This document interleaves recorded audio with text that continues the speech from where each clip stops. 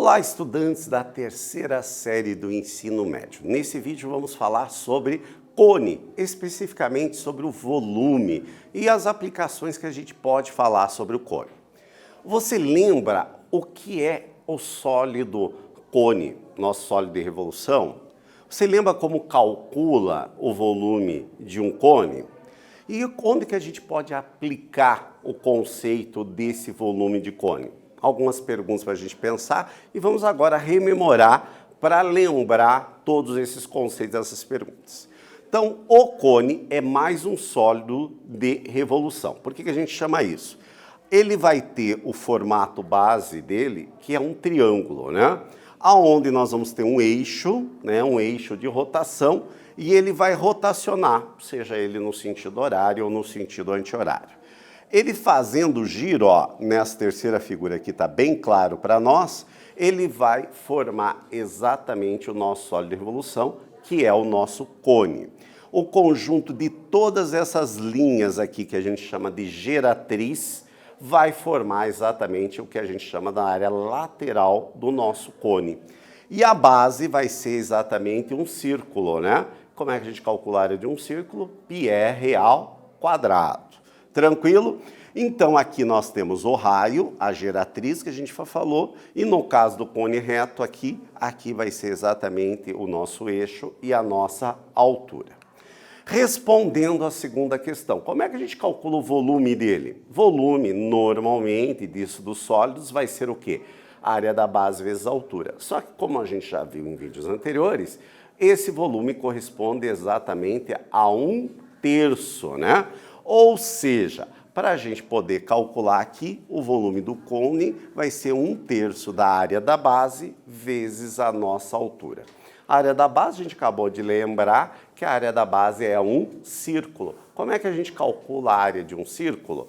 É o πr ao quadrado. Tranquilo?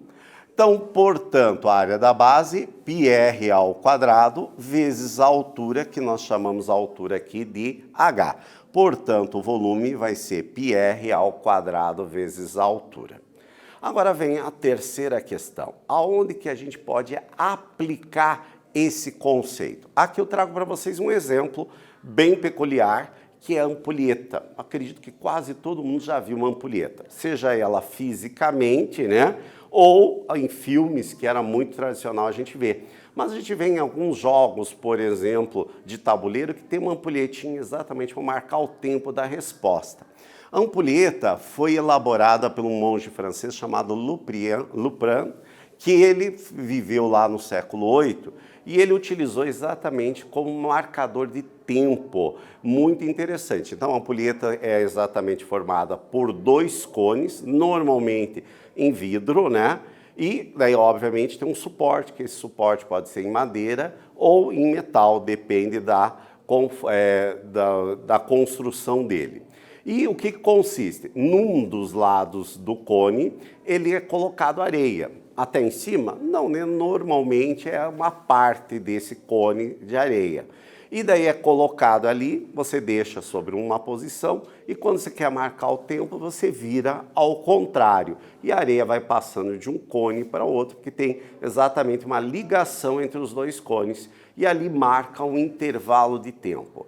Então, diz assim, mas é uma marcação precisa? Não, para um intervalo de tempo é bastante interessante. Porém, ele não tem uma marcação precisa, mas dentro do que a gente precisa ali para um intervalo de tempo, por exemplo, de um jogo, é bastante interessante. E lá no século VIII não havia os nossos relógios como a gente tem hoje. Então, era um marcador de tempo bastante interessante. Só um tema de curiosidade. Vocês sabiam que o Santos Dumont foi uma das primeiras pessoas a utilizar um relógio de pulso, que hoje é tão comum para a gente? Ele precisava exatamente porque o relógio de bolso, que era o tradicional da época, para ele se tornava difícil nas suas aventuras com balão e experimentos dos aviões iniciais. Bem, então não esquecer de organizar o formulário, aonde aqui a gente tem o volume, para o cálculo da geratriz, área da base, área lateral e área total. Nesse vídeo nós conversamos exatamente sobre o cone e o volume. Espero que vocês tenham gostado e até breve, pessoal.